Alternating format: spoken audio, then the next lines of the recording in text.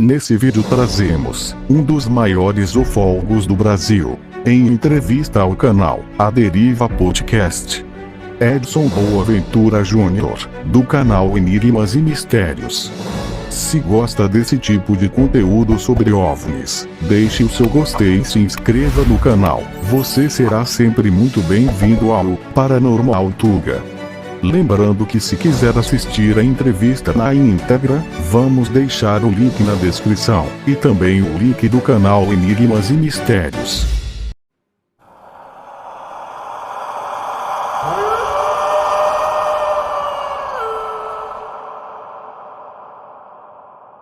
Edson Boaventura, e aí, tudo bem? Tudo jóia, eu estava empolgado aqui para participar do A Deriva. No final dos anos 90, a gente teve assim uma onda ufológica muito grande, né? A partir do ano de 1995 até 1999, que foi o boom ufológico, né? Teve muitos casos nesse ano. Houve muitos casos também no Sul. Mas tem alguma explicação de por que teve isso nos anos 90? O que acontece?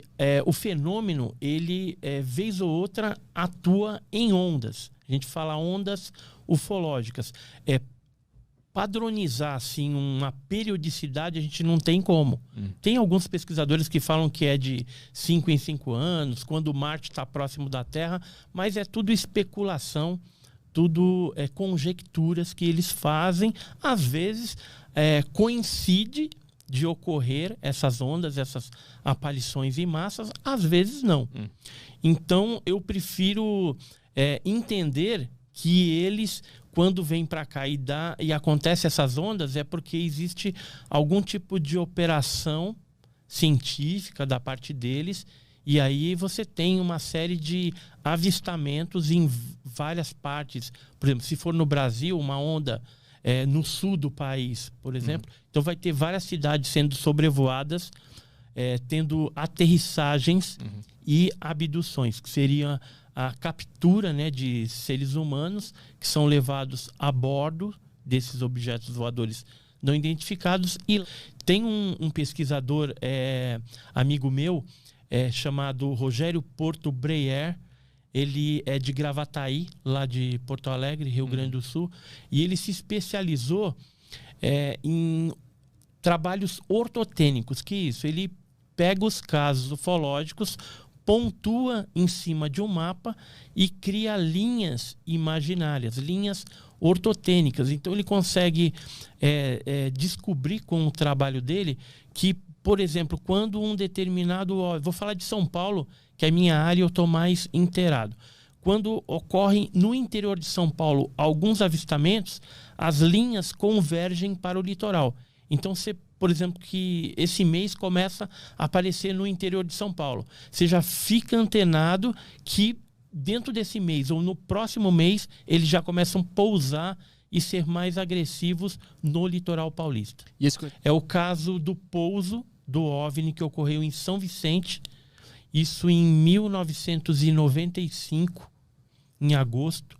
E meses antes houve várias aparições no interior de São Paulo.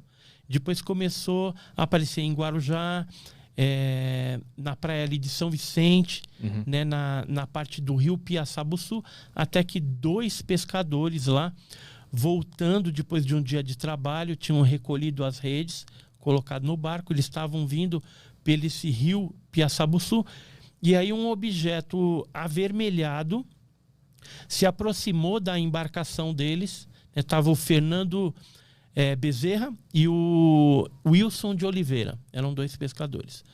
E aí eles viram aquele objeto se aproximando, o objeto jogou um foco de luz em cima do barco, da embarcação. O motor da embarcação parou na hora. Depois deles terem sido expostos àquele raio de luz, né, do objeto que estava em cima da embarcação, eles olhando detalhes, né, do objeto, era um disco com cúpula, tinha 4 pés, né, que era um trem de aterrissagem. Mas isso tudo é descrevido por eles, pelos pesquisadores, pelos pescadores. Né? Isso, descrito pelos pescadores. Eles que tá. E aí, eles olhando aquilo, né, o Fernando tentando fazer o barco pegar, porque morreu, apagou. O Wilson de Oliveira com medo, entrou embaixo das redes no convés da embarcação, com medo lascado, e o outro lá tentando fazer pegar, até que o objeto saiu de cima do barco e começou a se dirigir para a Ilha do Major. Aí o objeto foi adentrando na ilha, aproximadamente uns 15, 20 metros, o objeto foi aterrissando. Nisso que o objeto aterrissou, ainda ficou aquela luz, eles não conseguiam ver mais por causa da vegetação. Aí ele percebeu que a chave do barco voltou o motor a funcionar. Aí eles, perna para que te quero. Foram até em casa, tremendo, contaram para suas esposas, né, o que tinha acontecido, e aí já começaram a passar mal. Tiveram náuseas, vômito, diarreia. E aí, assim que amanheceu, o Fernando Bezerra pegou uma arma, botou na cinta e foi juntamente com o Wilson até o local. Que ele falou, se esse negócio tá lá, nós vamos, né, agora chegar perto, ver o que é isso aí. E aí eles aportaram o barco, desceram na ilha, foram caminhando, chegaram lá, tinha uma marca de 5,5 metros de diâmetro, com a vegetação toda chamuscada e amassada, em sentido, se não me falha a memória, anti-horário. E ao redor dessa marca haviam 4 marcas de sapatas, que é o trem de aterrissagem do objeto. Eram marcas retangulares de aproximadamente 20 por 25. O que aconteceu a partir daí? Eles viram a marca, não viram as marcas de sapata inicialmente. Quando eles viram a marca, eles resolveram sair dali, chamaram o jornal A Tribuna, repórteres do jornal A Tribuna, que entraram em contato com a gente, chamaram para que a nossa equipe de investigadores de campo fosse para lá. E foi aí que a gente encontrou uma das sapatas, aí começamos a olhar em volta daquela marca, chama o outro pé, os 4 pés. E eu arranquei isso do solo depois que a gente fez. Fizemos moldes de gesso, mas coletamos a amostra de solo de dentro e de fora da vegetação para fazer análise de pH, de esterilidade ou superadubação do solo, isso a posteriori. E aí, deu alguma coisa estranha? Deu alteração no pH e uma chapinha que nós achamos lá no local de metal, não sei como que foi para lá, mas já era de algum tempo que estava lá, a gente encontrou um índice de eletromagnetismo muito forte nessa tampinha, além do normal, do que seria o normal ali se ela tivesse ficado exposta ao tempo. Essas aqui são as fotos, então, do como ficou o terreno lá depois. Foi? Tá. Deixa eu ver agora esse aqui. Esse aqui é o desenho que o Fernando Bezerra fez. Um retrato falado do que ele viu, né? Isso. Ele mesmo desenhou? Ele mesmo. O Fernando é esse aqui de camisa branca e o Wilson é o de camisa listrada aí. Eu tô no barco aí. Lembra, em agosto de 95, foi publicado um filme de uma autópsia alienígena que falava lá de Roswell. Isso foi publicado simultaneamente no mundo todo.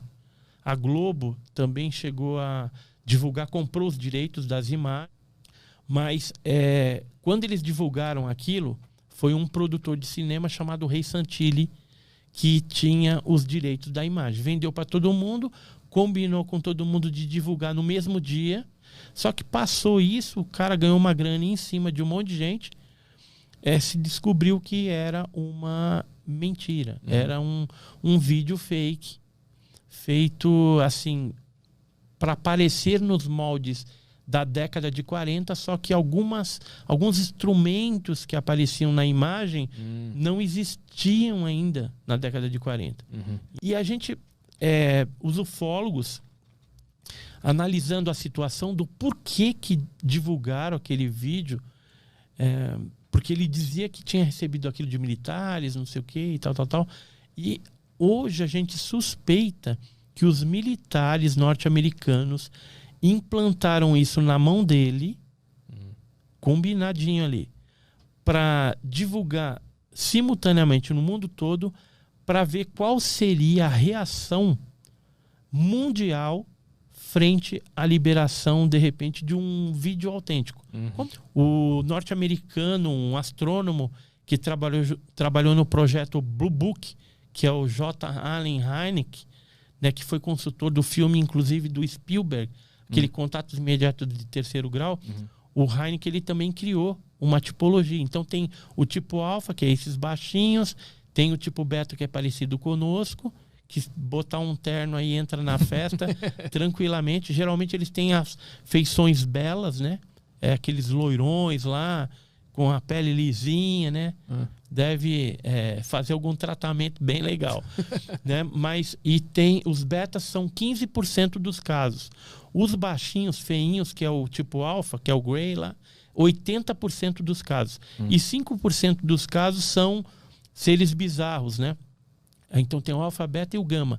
O gama aí estaria o ET de Varginha, né? Aquela criatura de Varginha, com olho vermelho, calombinho, seres com o corpo todo coberto de pelos, seres robóticos, energéticos.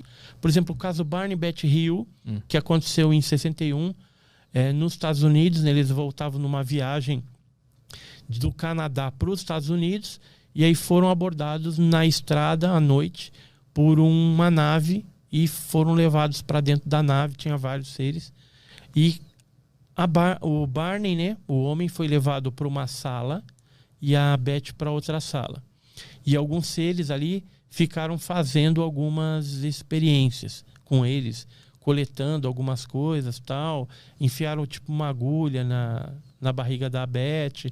E depois, quando a Beth estava ali, isso veio através da hipnose. Um dos seres entrou no ambiente onde ela estava com a dentadura. Primeiro, o ser ficou tentando arrancar os dentes dela. Depois veio com a dentadura do marido. E aí perguntaram para ela, por que o dele saiu e o dela não? Entendeu? Eles não entendiam aquilo. Aí ela explicou do jeito dela lá que o dente dele estragou tudo, então ele tinha que usar uma prótese ali, né? Dentária e tal. Então algumas coisas assim até curiosas, né? Que às vezes os seres também não sabem. E depois que aconteceu todas essas pesquisas com os dois, a Beth especificamente foi levada numa sala onde ela viu uns controles e ela perguntou para ele da onde que eles vinham. E aí ele acendeu tipo um painel e ela viu um mapa que aparentemente parecia um mapa estelar com alguns pontos, alguns maiores, outros menores, alguns pontos interligados. Tem até na internet esse mapa que ela desenhou sobre hipnose. E uma astrônoma famosa norte-americana chamada Marjorie Fish, ela conseguiu identificar e classificar no céu aquela região. E os seres falavam, né, que onde tinha duas linhas que eram rotas comerciais, quando tinha só uma linha de ligação com outra coisa, era a rota de exploração deles. E esse local que a Marjorie Fish encontrou ficava na região de Alpha Centauri. Quais são os documentos de Varginha que tu tem, que tu queria ver o original? Assim, de Varginha mesmo, os únicos documentos que eu tenho é o IPM, que esse daí também já está público. Os documentos que foram gerados na época, eles foram enviados para Belo Horizonte, para o Rio de Janeiro, e depois dessas duas órgãos militares para Brasília. Então, esse daí que eu queria botar a mão, mas esse eu não consegui. Ainda não consegui. O que é o IPM que tu falou antes? O IPM é um inquérito policial militar, que foi um inquérito que eles instituíram para colocar panos quentes em cima do caso. Porque, assim, o caso Varginha, ele fugiu do controle. Por quê? Com 3 meses de investigações do Grupo dos 7, quem que era o Grupo dos 7? Era o Birajara Franco Rodrigues, pesquisador lá de Varginha, mais o Vitório Pacatini, que era do Cicoane, o Claudeir Covo do INFA de São Paulo, eu, que era do GUG, Grupo Ufológico do Guarujá, o Jamil, também do GUG, o Eduardo Mondini e o Oswaldo Mondini, que são 2 irmãos gêmeos do CEPEX lá de Sumaré. Esse grupo dos 7 tiveram acesso irrestrito a tudo do caso Varginha.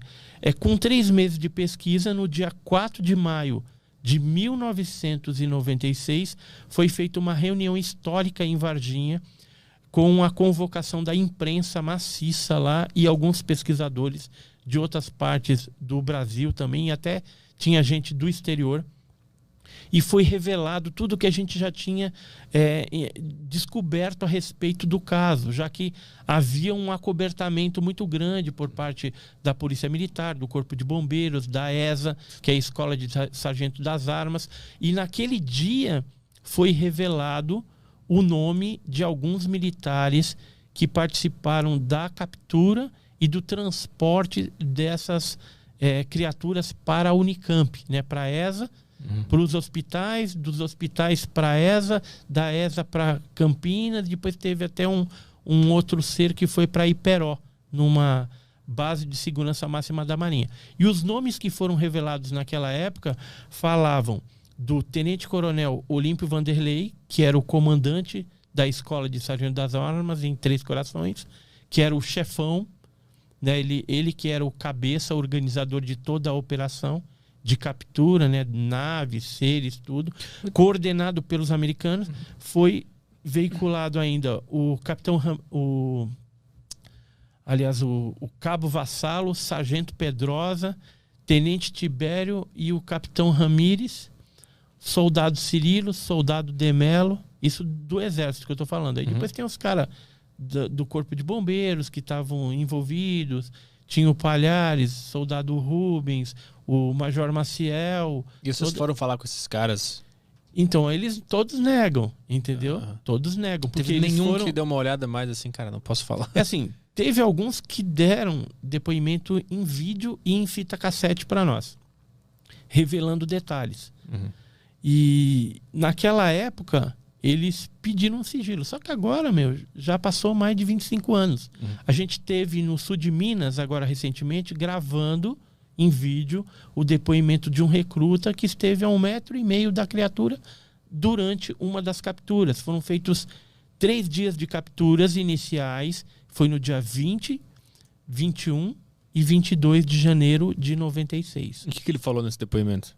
Ele fala que a criatura, né, era daquela forma mesmo que as meninas descreviam, né, marrom escura, tinha um cheiro muito forte, parecendo amoníaco, tinha aqueles calombinhos na cabeça.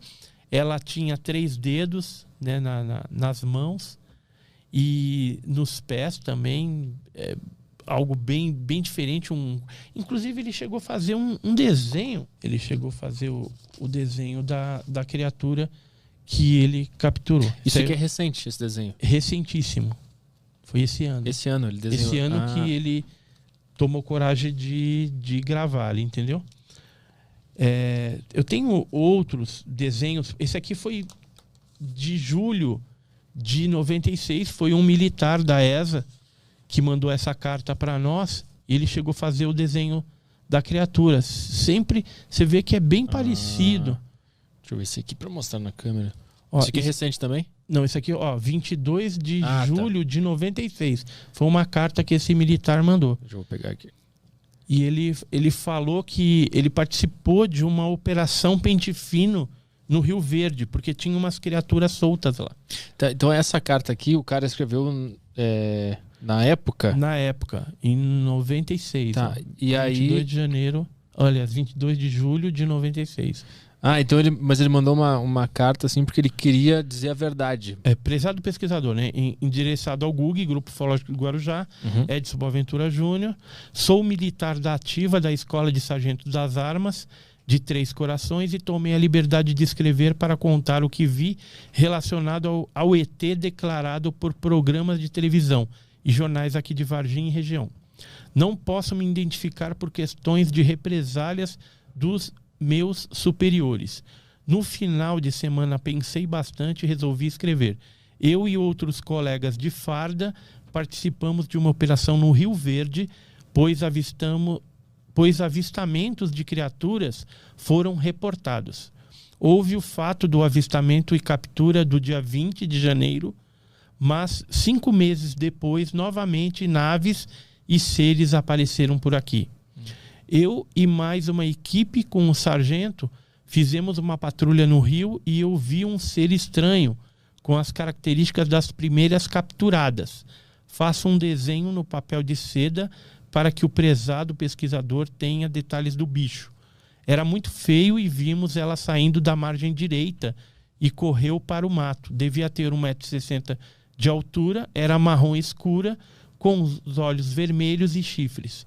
Meu colega, que participou de outra patrulha, no dia 4 de julho, disse que viu nas águas um ser todo peludo, do tronco até a cabeça. Os olhos eram vermelhos iguais. Espero ter ajudado nas pesquisas. Infelizmente, não posso me identificar nesse momento. E esse aqui é o desenho, né, que foi feito com base na descrição das meninas naquela época que viram no terreno baldio, que é bem parecido com isso aí também. Isso aqui é mais moderno, esse desenho, ou é daquela época? É daquela época também. Tá bem feito, né? Daquela época.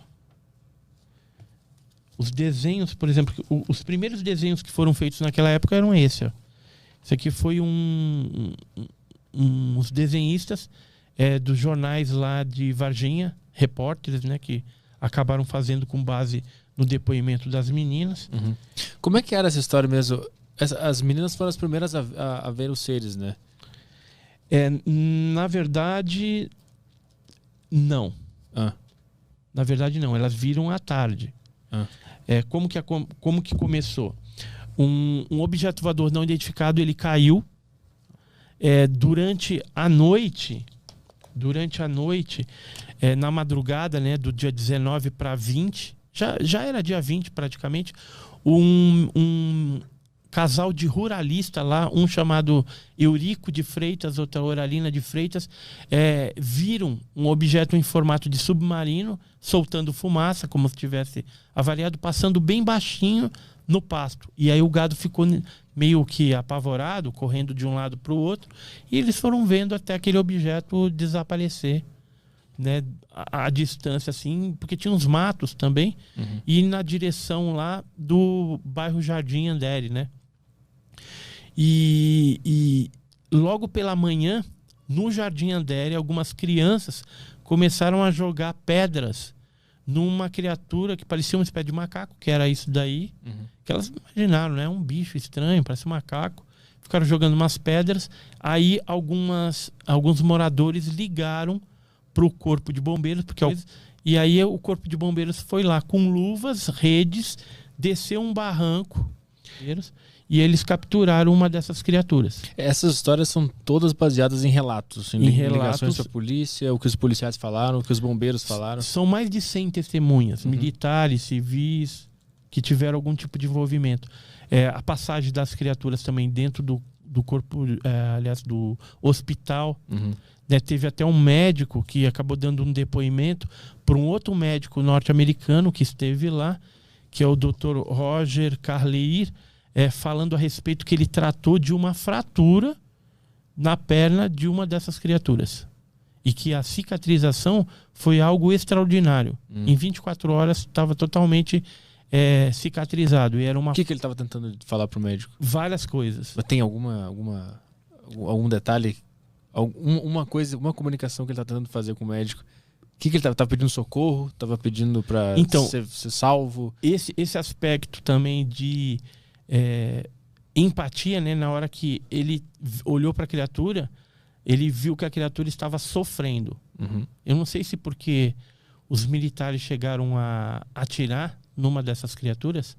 Tem um relato de um morador lá do Jardim Andere que disse que houve uma patrulha, desceu um grupo de militares, de repente ele escutou um tiro de FAL, que é fuzil automático leve, e depois os seres subiram o barranco com aqueles saco de campana.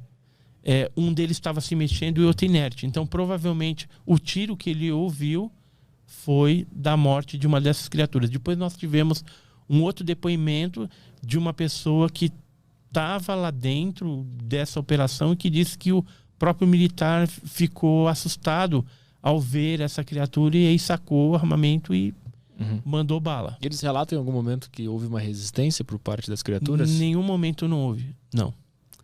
Não teve resistência por parte das criaturas. Só tentaram fugir, mas na hora da captura se deixaram capturar. E isso nos levou a uma conjectura de que o que foi pego, né, o que foi capturado pelos militares teria sido uma espécie de cachorrinho do ET. Um animal biológico treinado, talvez um robô biológico, que faz determinadas funções, mas não o chefe, não o tripulante principal da nave.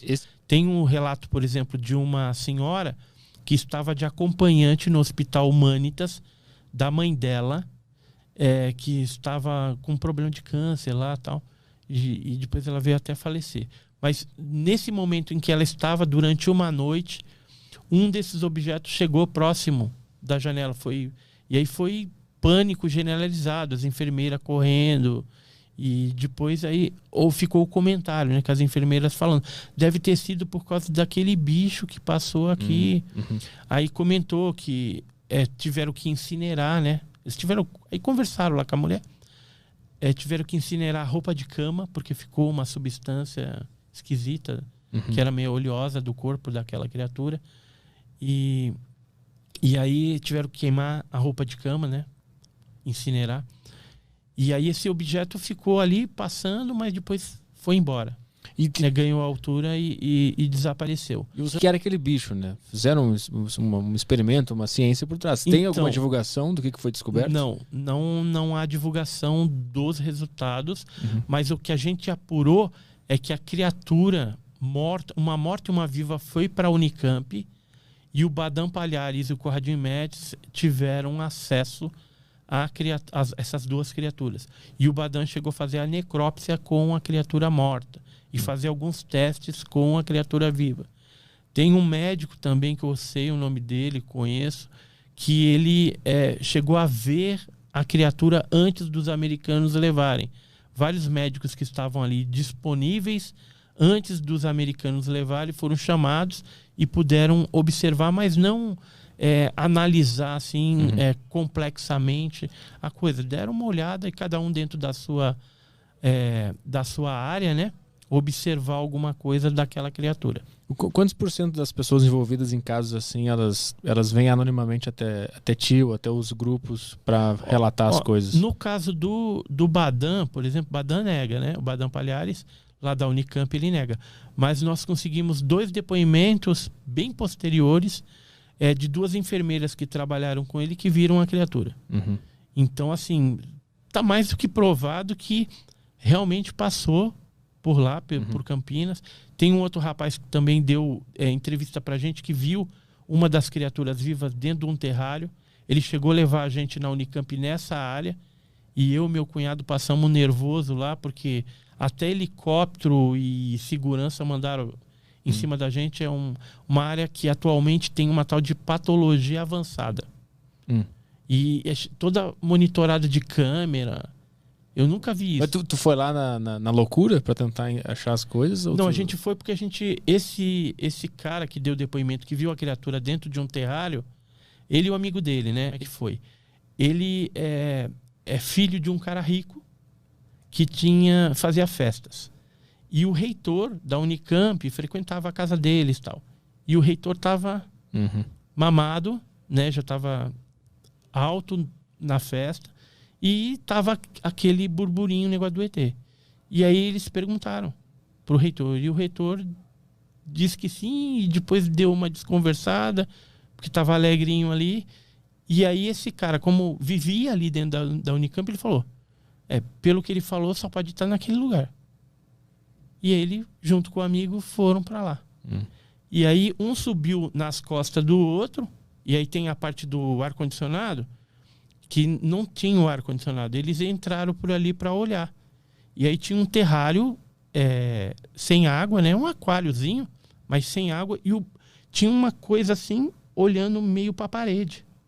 Só que aí, de repente, eles começaram a escutar um barulho, como se fosse um arranhar ou um zumbido, como você passa a unha no brim, né? Na calça jeans. Fica aquele zzz, zzz, zzz. Eles ficaram olhando e tal, né? Aí, de repente, aquela criatura virou com aqueles olhos vermelhos. Aí o cara assustou e pulou já do ombro do outro. E vamos embora, e vamos... O que foi? E aí, nisso, começou a chegar um carro com os caras armados. Aí eles apavoraram, entraram no carro deles e saíram cortando por dentro do mato. Porque ele conhecia ali, meteu o carro no meio do mato para fugir dos caras de arma correndo atrás deles.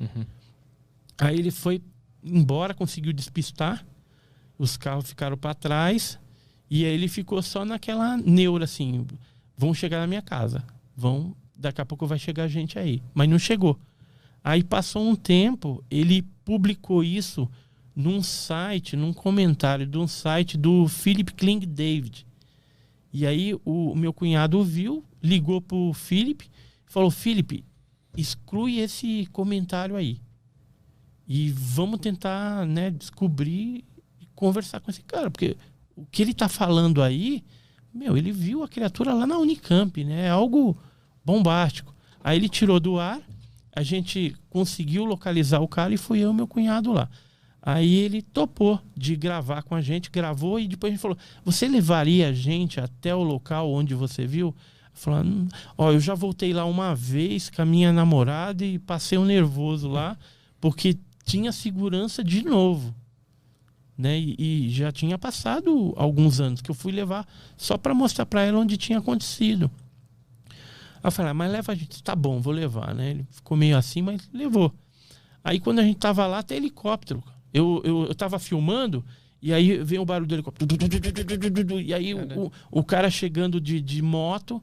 Aí eu já escondi tudo. A gente tava de crachá, eu e meu cunhado. Viramos o crachá assim, ao contrário, porque o meu era um crachá do Banco do Brasil. Até pro cara não saber se a gente é cientista, o que raio que é. E eu tava de terno, também tava de social. Ele também tava de social. E aí o segurança já veio na nossa direção. Aí eu falei: deixa comigo, cara, vai indo pro carro. Aí eu fui na direção do cara, assim, meio confiante, falei assim: bom dia, né? E eu olhei pra ele, aí ele ficou meio perdido, ficou meio parado, não sabia se abordava, porque você respondeu, não ofereceu nenhuma reação de que tá com medo ou que tá fazendo alguma coisa errada. E se de repente ele aborda e é alguém que tá autorizado? Sei lá, o que ele deve ter pensado. Eu sei que a gente entrou no carro e zarpamos de lá.